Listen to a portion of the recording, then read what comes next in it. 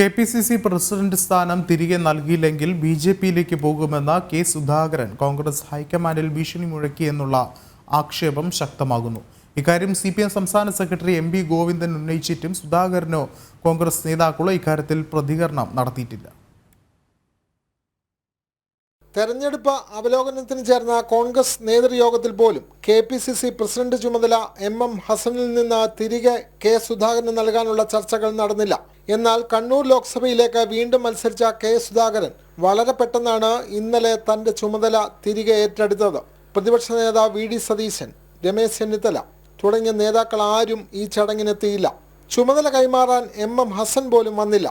ഇതിലുള്ള അമർഷം കെ സുധാകരൻ തുറന്നു പറയുകയും ചെയ്തു. ഹസനും വരുന്നത് അതുപോലെ തന്നെ.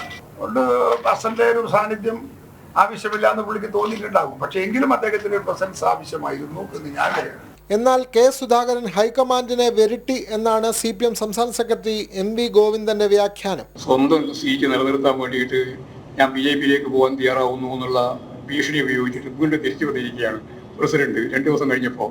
ഈ ആരോപണം സമൂഹ മാധ്യമങ്ങൾ ഏറ്റെടുത്തിട്ടും കെ സുധാകരനോ മറ്റു കോൺഗ്രസ് നേതാക്കളോ ഇക്കാര്യത്തിൽ പ്രതികരിച്ചിട്ടില്ല. ജനം, തിരുവനന്തപുരം.